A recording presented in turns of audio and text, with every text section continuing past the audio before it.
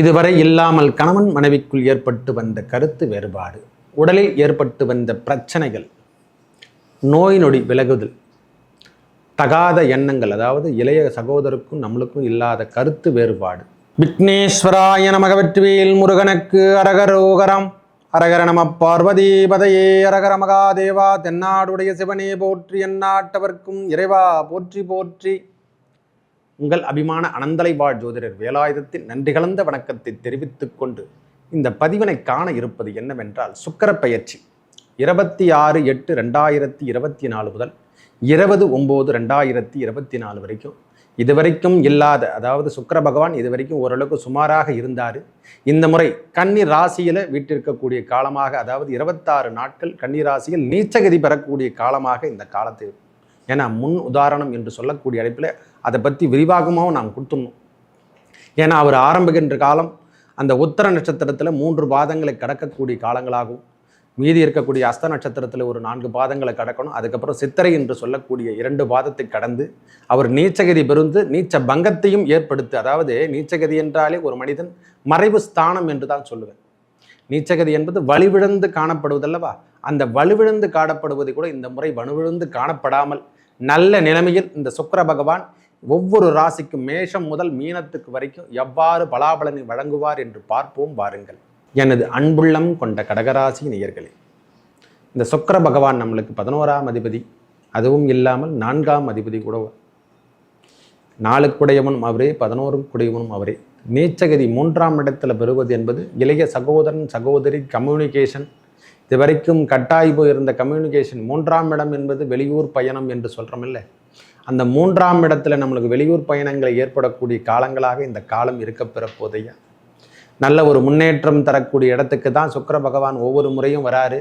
ஆனால் இந்த முறை சுக்கிர பகவான் 3ஆம் இடம் என்று சொல்லக்கூடிய இடத்துல சிம்மத்திலிருந்து இடம்பெயர்ந்து இந்த 26ஆம் தேதிக்கு அப்புறம் இடம்பெயர்ந்து 20ஆம் தேதி வரைக்கும் 9ஆம் மாதம் வரைக்கும் நம்மளுக்கு ஒரு 26 நாட்கள் நிம்மதி சொல்லக்கூடிய அளவுக்கு ஓரளவுக்கு பரவாயில்லைன்னு என்று சொல்லலாம். உடல் நலத்தில் தொந்தரவு பண்ணியிருந்தால் அந்த உடல் நலத்தில் தொந்தரவான பிரச்சனைகள்லாம் மருந்தோ மாத்திரையோ நாம் எடுத்துக்கொண்டு வெளியூர் சென்று அதுக்காக உடல் உபாதலை தீர்க்கக்கூடிய நாட்களாக இந்த நாட்களை இருக்க போதையா. வேலை இல்லாமல் இருந்து வந்த கம்யூனிகேஷன் கிடைக்கல, எனக்கு வேலையே கிடைக்கல சுவாமி, நான் இது வரைக்கும் துன்பத்தையே அனுப்பிச்சிட்ருக்கேன். ஏன்னா அஷ்டமத்து சனி என்பது அதோடு சேர்ந்தே நாம் நொறுக்கப்பட்டோம். அவையிலிருந்து இப்போ விடுதலை பெற்று நாமும் வெளியே வரக்கூடிய காலமாக இந்த காலம் இருக்கப்பெற போகுது. மற்ற கிரகங்கள் கொடுக்கின்ற பார்வையை விட, சனி பகவான் கொடுக்கின்ற பார்வையை விட, குரு பகவான் கொடுக்கின்ற பார்வை விட இந்த சுக்கிர பகவான் கொடுக்கின்ற பார்வை பெரிய புண்ணியத்தை கொடுக்க போகுது. காரணம் என்னென்னா, இது வரைக்கும் அவர் 2ஆம் இடத்துலையோ 8ஆம் இடத்துலேருந்து தொந்தரவு கொடுத்துருந்தார். இப்போ 3ஆம் இடத்துலேருந்து நேரடி பார்வையாக 9ஆம் இடத்தை பார்த்து இது வரைக்கும் பாக்கியம் பெறலைன்னா அந்த பாக்கியங்களை நாம் பெறக்கூடிய காலமாக பூர்வ புண்ணிய பாக்கியஸ்தானம் வலுக்குது. திரும்பவும் நம்மளுக்கு நிம்மதி என்று சொல்லக்கூடிய அளவுக்கு நம்மளுக்கு பலம் பெற போகிறோம். நம்மளுக்கு திடீர் லாட்டரி யோகம் என்று சொல்கிற மாதிரி எதனா ஒரு ஆப்ஷனில் நம்மளுக்கு எதனா தேவைகளை பூர்த்தி செய்கிற மாதிரி, கடன் பிரச்சனை, நோய் பிரச்சனை எதனா இருந்தால் அதை நம்மளை முன்னெடுத்தோ நம்மளை தத்தெடுத்து கொண்டோ ஐயா யாருன்னா ஒரு உதவி மூலியமாக நம்மளுக்கு கிடைக்க பெறக்கூடிய காலமாக இந்த காலம் இருக்க தான் போகுது. ஒரு தன்னம்பிக்கை வரப்போது. சாமி, நாமும் கடலில் தான் இருக்கிறோமா, இல்லை வெளியில் தான் இருக்கிறோமா, காட்டுக்குள்ளே தான் இருக்கிறோமா நினைக்கிறோம் இல்லையா. அந்த காட்டுக்குள்ளே இருக்கக்கூடிய இடத்த விட்டுட்டு நாம் வெளியே வந்துருப்போம். இதுக்கு ஒரு உறுதுணையாக யாருனா இருந்தால் தான், நம்மளுக்கு யாருனா சப்போர்ட் பண்ணணும். எந்த கிரகமாவது சப்போர்ட் பண்ணால் தான். மொத்தமே சனி பகவானுடைய கண்ட்ரோலுக்குள்ளே வந்துட்டோம். இந்த முறை சுக்கிர பகவான் உங்களுக்கு இன்னும் அருள்பாலிச்சு பெரிய லெவலில் வர்றதுக்கான, அதாவது விடுப்பு எடுக்கக்கூடிய காலமாகும். விடுங்க, தூக்கி போடுங்க, எல்லாத்தையும் விட்டுட்டு நிம்மதியாக இருக்கலாங்க அப்படின்ற ஒரு எண்ணம் எல்லாம் உருவாக போகுது. எனக்கு தெரிஞ்ச வரைக்கும் தவறான விஷயங்கள் இந்த முறை நடைபெறாது. இந்த இளைய சகோதரன் சகோதரி கிட்ட மட்டும் கொஞ்சம் கருத்து வேறுபாடு நிலவும், அதில் மட்டும் கண்ட்ரோலாக இருந்து கொள்ளுங்கள். மற்றபடிலாம் உங்களுக்கான பிரச்சனை எல்லாம் கிடையாது. தாயார் உடல்நலத்தில் சற்று கவனத்தோடு இருக்க வேண்டிய காலமாகவும், ஏன்னா அவருங்க உடல் உபாதைகள்லாம் ஏற்படும். அந்த நேரத்தில் சற்று கவனத்தை எடுத்துக்கொள்ளக்கூடிய காலங்களாகும். தாயார் வீட்டு உறவுகள் மூலியமாக நம்மளுக்கு தொந்தரவு வரும். இதெல்லாம் கொஞ்சம் பார்த்து கொள்ளுங்கள். இந்த காலம் அது மாதிரி உகந்த காலமாக இருக்குது. சற்று கவனத்துடன் இருக்க வேண்டிய காலமாகவும் இந்த காலத்திருது. இந்த வெளியூர் பயணங்கள்லாம் சற்று தவிர்த்துக்கணும். இரவு நேர பயணத்தை தவிர்த்து கொள்வதும், அதாவது வெளியூர் போகிறத நிறுத்த முடியாது, வெளியூர் பயணங்களை இரவு நேர பயணத்தை தவிர்த்து கொள்வது சாலை சிறந்தது. ஒரு 9 மணி ஆயிடுச்சுன்னா அதோட வீட்டுக்கு நம்ம எங்கன்னா போய் தங்கிட்டு அதுக்கப்புறம் மறுநாள் காலையில் பொழுது விழிஞ்சு போகிற மாதிரி ப்ரோக்ராம் பண்ணிக்கணும். ஏன்னா அந்த வெளியூர் பயணங்களை ஏற்படுத்தி தரும். ஓரளவுக்கு கொஞ்சம் நிம்மதியாக எங்கன்னா வெளியூர் போய் தங்கிட்டு வரலாம் அப்படின்ற ஒரு, ஏன்னா சொன்ன துன்பத்தையே அனுபவிச்சிருந்தா இந்த காலத்தை இடம் மாற்றக்கூடிய காலமாகும், இடம்பெயர்ந்து வாழக்கூடிய காலமாகும். அதாவது இடப்பெயர்ச்சி என்று சொல்கிறோம் இல்லை, ஒரு மனுஷனுக்கு இங்கேருந்து வெளியே போனால் ஓரளவுக்கு நிம்மதியாக இருக்கும் சாமி அப்படின்ற எண்ணம் எல்லாம் முதல்ல அவர் இறைவன் தான் கொடுப்பார். நாம் இப்போ சொல்கிறதெல்லாம் இதெல்லாம் இறைவன் நம்மளுக்கு நம்ம மைண்ட் செட்டுக்கு அதை ஆராய்ச்சி பண்ணி நம்ம இங்கேருந்து வெளியே போயிடுவோம் அப்படின்ற ஒரு எண்ணத்தை உருவாக்குனா தான் நம்ம வெளியே செல்வோம். சும்மா ஒருத்தனை வெளியே போடான்னு சொன்னாலும் யாரும் வெளியே போக மாட்டோம். ஏன் நீங்கள் வெளியே போயிடுங்க ஏன்னு சொன்னால் யாரும் போக மாட்டோம். தனக்குள் அதை ஏற்படுத்தி தந்தாதான் அந்த எண்ணங்களை உருவாக்கின பிறகு தான் நாம் இங்கேருந்து மாறணும்.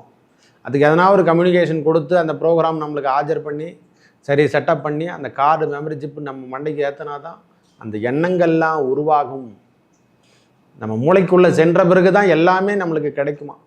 தெய்வங்கள் நம்மளுக்கு நேரடியாக ஒளி அலைகள் மூலியமாக, இப்போ நம்ம பேசிகிட்டு இருக்கோம், இந்த ஒளி அலைகள் நம்மக்கிட்ட சேருது, செல்லு மூலியமாக வீடியோ மூலியமாக நம்மளுக்கு எல்லா இடத்துலையும் போய் சேருதுறான்னா அதே மாதிரி ஒளி அலைகள் மூலியமாக தான் ஒவ்வொரு கிரகமும் கொடுக்கின்ற பாக்கியம், நவ கிரகங்கள் கொடுக்கின்ற பாக்கியத்தை நாம் பெற்று வாழ்ந்து கொண்டு எல்லாருக்குமே. ஜோசிகாரனா சும்மா விடாது, எல்லாரையும் பார்த்துரும் ஒரு மூச்சு. நவ கிரகங்கள் யாரையும் விட்டு வைக்காது என்பது இதுவே முதல் தடவை. எவரையும் துன்புறுத்து, அதாவது ஒருத்தருக்கு துன்பம் வந்தால் துன்பத்தையே அனுபவிக்கக்கூடிய காலமெல்லாம் கிடையாது. அதுக்கப்புறம் மாற்று ஏற்பாடு என்று சொல்லக்கூடிய இன்பத்தையும் தருவார் இறைவனே. நம்ம குலதெய்வம் சார்ந்த விஷயத்தையோ தாயார் வீட்டு உறவுகளில் சற்று கவனத்தை எடுத்துங்க, உடல்நலத்தில் கவனத்தை எடுத்துக்கக்கூடிய காலமாகும் இந்த காலம் இருக்க போதையா. திடீர்னு பணவரவும் நம்மளுக்கு அதிகரிக்கும், அதில் எந்த விதமான மாற்று கருத்தே கிடையாது. தைரியமாக இருக்கலாம். நம்மளை திருப்பியும் பழைய நிலைமைக்கு கொண்டு வர்றதோ, வேலை இழந்தவங்களை திருப்பி வேலைக்கு கூப்பிட்றது, வேலையே இல்லாமல் இருக்கிறவங்களுக்கெல்லாம் வேலை கிடைக்கின்ற பாக்கியம் பெற போகிறீங்க. அரசு உத்தியோகத்தை எதிர்பார்த்துட்டு இருக்கிறவங்களுக்கு இது, அதாவது எங்கள் சஸ்பெண்ட்லாம் பண்ணிட்டாங்க, செய்யாத குற்றத்துக்கு சஸ்பெண்ட் பண்ணதெல்லாம் இப்போ எல்லாம் மாறி திருப்பி நல்ல ஒரு முன்னேற்றம் பெறப்போகுது ஐயா. நம்மளுக்கு திரும்ப அந்த பாக்கியம் பெறக்கூடிய காலம், திடீர் திருமண யோகம், காதல் திருமணங்கள் பெறக்கூடிய காலமாக இந்த காலம் இருக்க பெறும். திடீர்னு காதல் திருமணம், நான் சொல்லணும் வேற ஒரு மனைவி, நான் சாரி மன்னிக்கணும், வேற ஒருவருடைய நம்ம பிரச்சனையில் இருந்தால், அதாவது குடும்ப பிரச்சனையில் இருந்து நாம் விடுபட்டு, அந்த பிரச்சனையிலேருந்து நாம் விடுபட்டு நாம் தனி கொடுத்தனும் போயிட்டு நாம் வாழ்ந்துக்கலாம், அந்த மாதிரி எண்ணங்களை தோற்றுவிக்கின்ற காலமாகவும், இது வரைக்கும் பிரச்சனையிலேருந்து நாம் விடுபட்டோமோ விடுபடலையோ இப்படியே இருந்திருந்தோம் இல்லை, நம் மனைவியோடு சேர்ந்து நாம் இது வரைக்கும் கூட்டு குடும்பத்தில் வாழ்ந்திருந்தால் நாம் தனி கொடுத்தனத்துக்கு போயிடலாம் அப்படின்ற ஒரு எண்ணங்களை உருவாக்கக்கூடிய காலமாக இந்த காலம் இருக்கப்பெறும்.